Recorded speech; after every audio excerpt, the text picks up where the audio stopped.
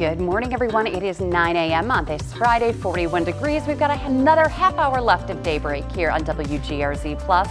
And in our top story this morning, a new settlement has been reached in the Diocese of Buffalo bankruptcy case, but we don't know for how much. In a letter sent to survivors, attorneys say that they have reached an agreement with Catholic Mutual. That's the last remaining insurance company that provided coverage to the diocese. The settlement means that deals are now in place with all diocesan insurers, and the funds will be added to the overall pool of money set aside for survivors. Currently, that's around $300 million for 900 survivors, but that dollar amount will increase with this new settlement. Attorneys call it a significant step forward as the case moves toward a final vote on the diocesan reorganization plan. We did reach out to the diocese for comment, and we're still waiting to hear back. A Williamsville nursing home has been hit with $1 million lawsuit.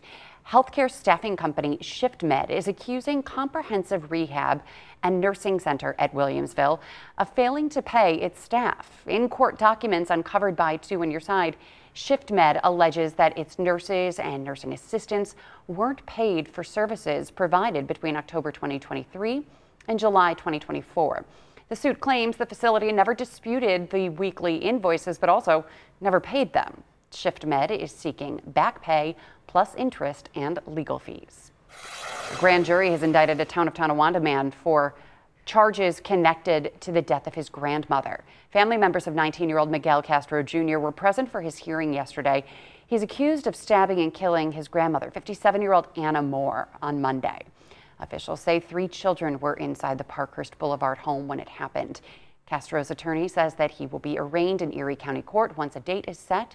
He remains in custody without bail. Well, you are not alone if you've gotten sticker shock when you opened your energy bill lately, and now National Grid is trying to explain it. A spokesperson points to a rate hike that was approved by the Public Service Commission last September. They say the hike needed to happen in order to upgrade aging electricity equipment. As a result, our delivery price went up. So you have the supply side of the bill where that commodity is more expensive, and you have the delivery cost that also is more expensive now. So that floats all boats in a way, right? So that's what we're seeing on that element. And then third, it's been really cold. It's been a colder than average winter. People are using more energy. And unfortunately, National Grid customers will see another rate hike this coming May, and then another one in the summer of 2027.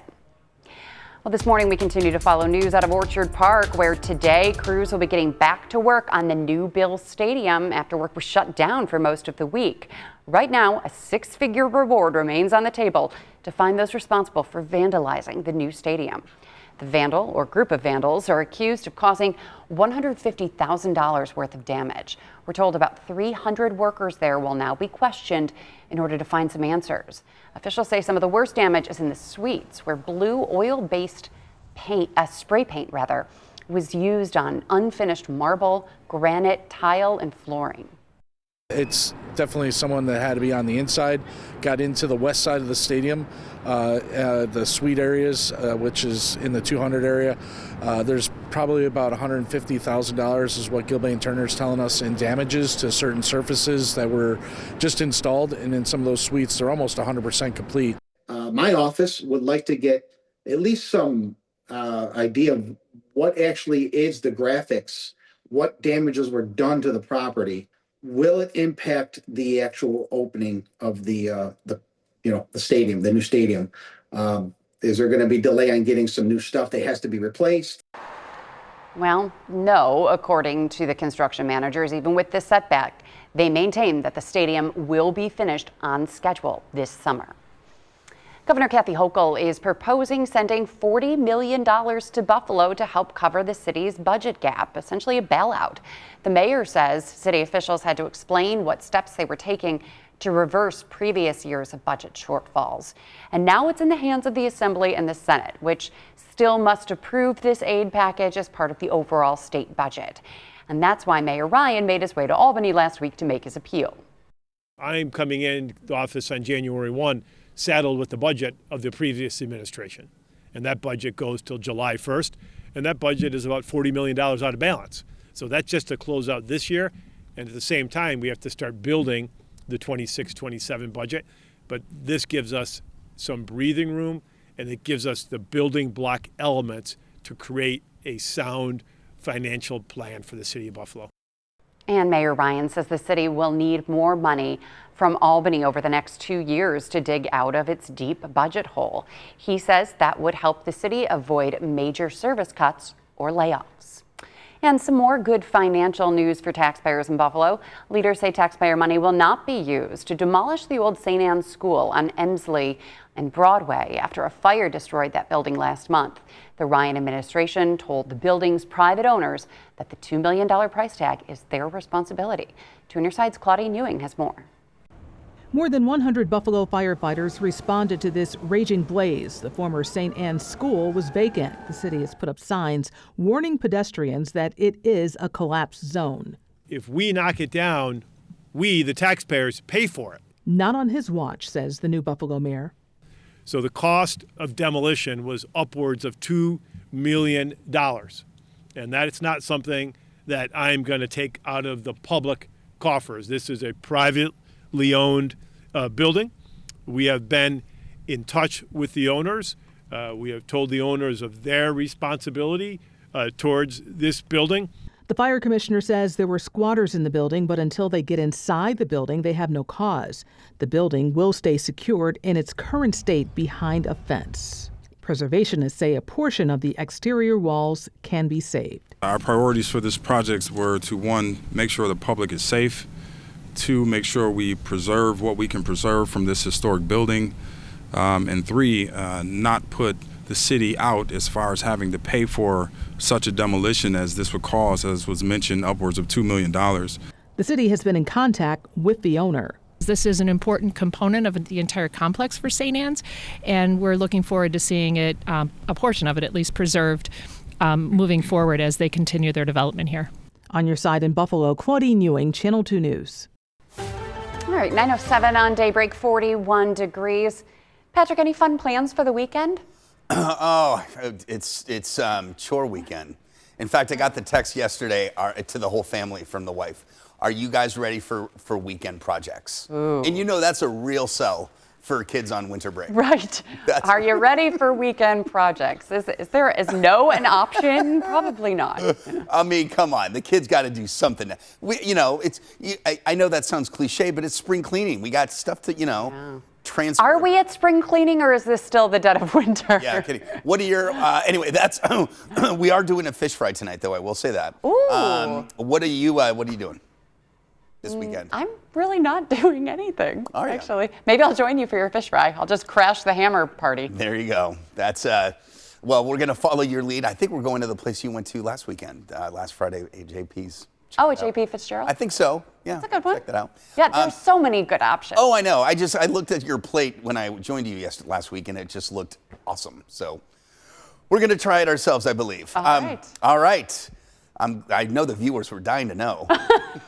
Let's get to it. We've got rain showers early this afternoon. I think we could see a little line of showers, maybe a little rumble of thunder, but most of the rest of the day will be dry after the rain we had. Then some snow, periods of snow, Thursday, tonight through Monday morning, okay? Periods of snow.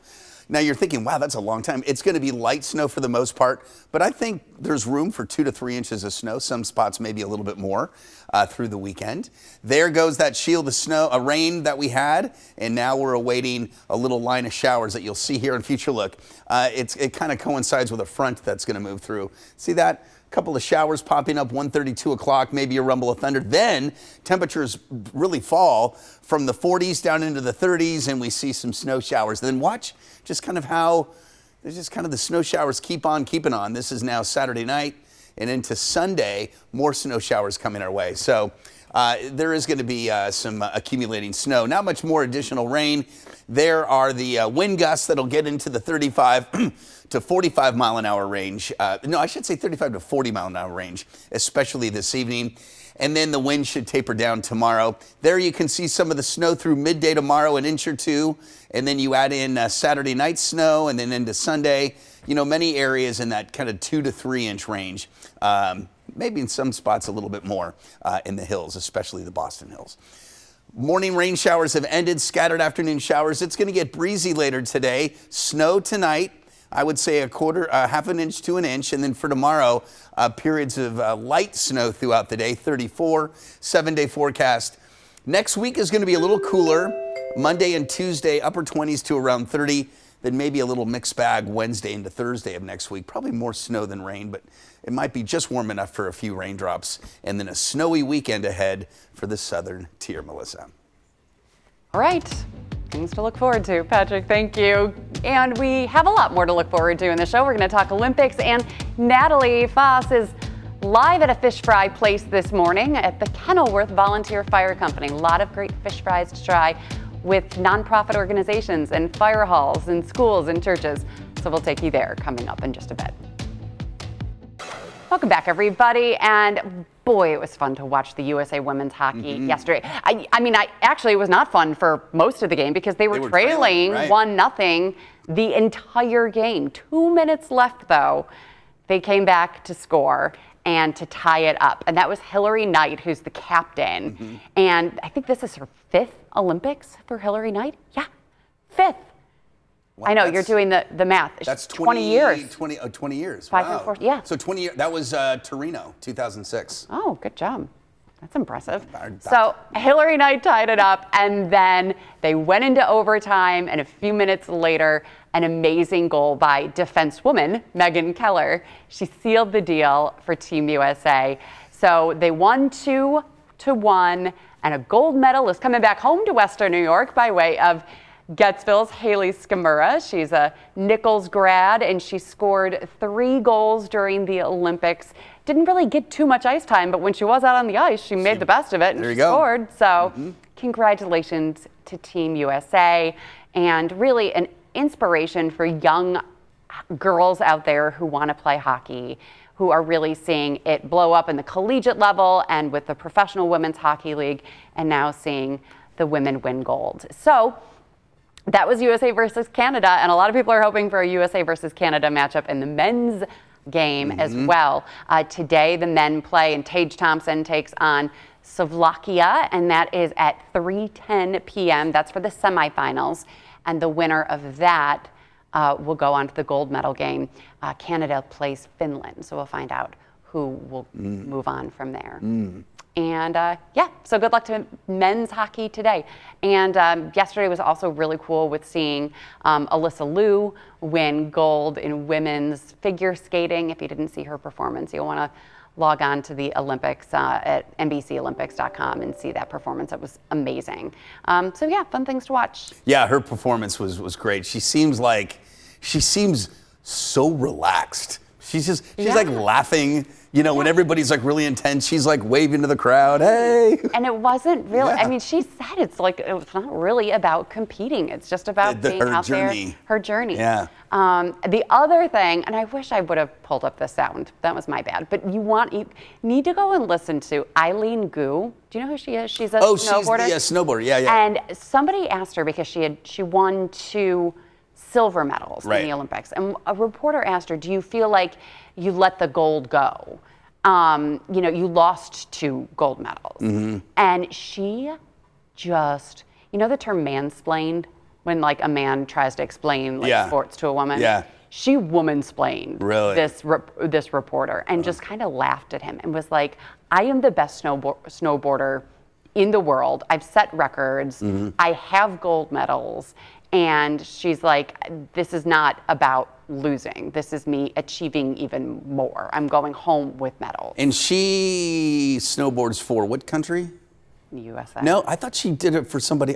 She's an American, but I thought she snowboarded and also for China. Yes, I think she is an athlete for her home country. Isn't that? Now I don't know. I guess I should have looked into that a little bit more. I just saw the clip of what she was saying. Right, I'm pretty is she the Stanford? All right, we're going to go to break. I'm going to look it up, and we'll come back with an answer. We also will talk fish fry, and we want to say congratulations to a couple that just got married, Big Channel 2 fans and Bills fans, and we'll show you their wedding in Mexico coming up. So stay tuned for that.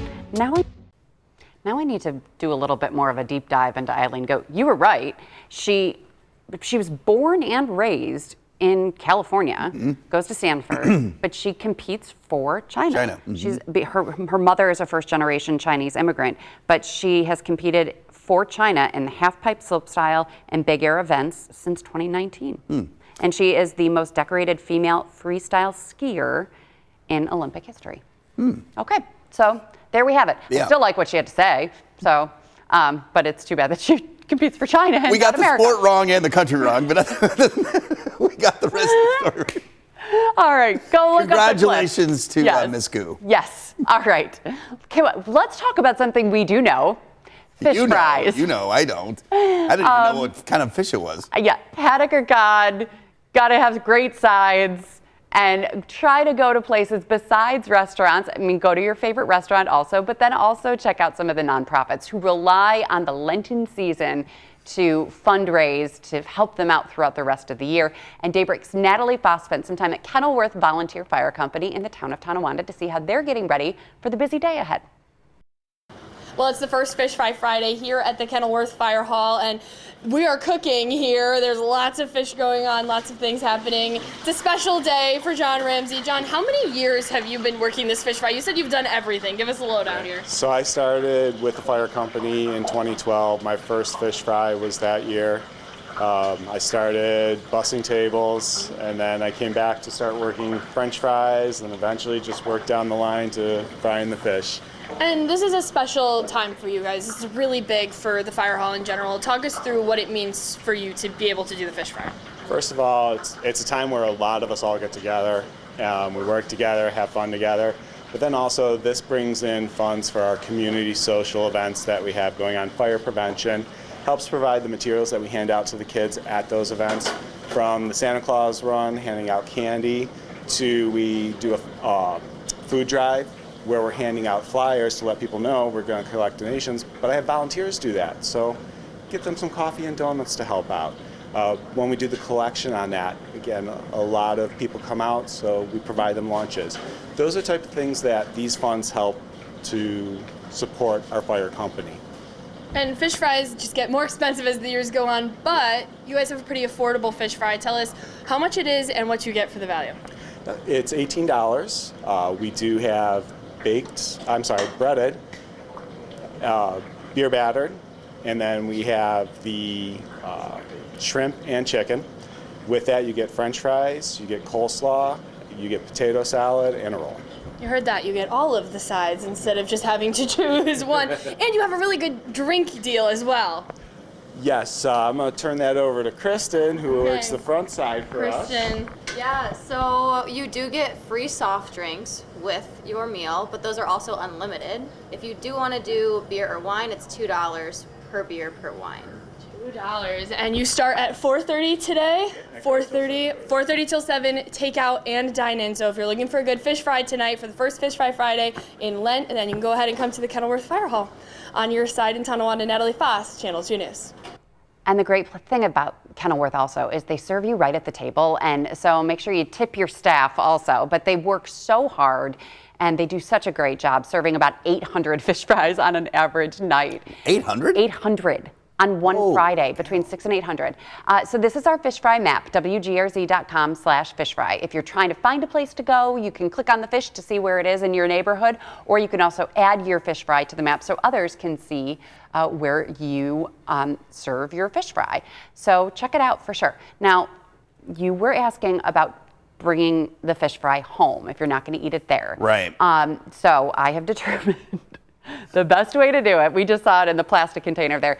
You got to open up the lid as you take it home so that the steam is not making everything soggy on the inside. And also then go home and put it in an air fryer if you have one. That's the best way to like crisp it up. The fries will get crispier before the fish though. So so you don't want to like overcook the fries. And take the what's the sauce? Tartar sauce. Take it out of the box before you put it in the microwave true. or the fryer. Yes, you don't want warm tartar sauce or warm mac salad or potato salad. Any warm kind of white condiments just sounds warm mayonnaise. Oh, I love tartar sauce. Tartar sauce, I love making my own, but how do you is it relish? It's relish, mayonnaise, and ketchup. There's no ketchup in tartar sauce. Tartar sauce is white. That's how you get it to be I think it's, oh, that's Thousand Island. Thousand Island. Sorry. That's how you get the color. That's Thousand Island. Tartar is lemon, mayonnaise, and I think relish. Okay. I think that's it, with lemon. Homemade tartar sauce is a big deal with a good fish fry. Or Thousand Island. Okay, well, enjoy your fish fry tonight with the family, and I will see everyone out at some fish fries throughout Western New York, of course, too. I'm going to give one more shout out to a restaurant that I tried for the first time, and if Amy can hear, because she's a big fan of this place, Adolph's Tavern. Oh, I think Amy's heard of it. Yes. But we wanted to go because Elliot wanted wings and beef on weck, and so he had that, and I had the fish fry, and it was delicious. There's so many great places. McCarthy's and Glen Park Tavern up in Williamsville is another one of my favorites. But I also love Kenilworth, and other volunteer fire companies have good ones too. Okay, speaking of fish, if you want to go boating, right? Oh. The Buffalo Niagara Boat Show is happening this weekend at Salem Sports Park in Elma. And you can get an up-close look at more than 40 brands of boats, personal watercraft. That is the boat that I would get if I not. Which one? A pontoon boat. Oh. I want a party boat where I can just sit I need to go faster. I need speed. No. But I also like I love a beautiful wood Riva boat. Like, remember what did you ever see Succession? Yeah. Remember when they drove in Italy on a boat and they got from one property to another? Those beautiful Italian wood boats. Pontoons are fine too.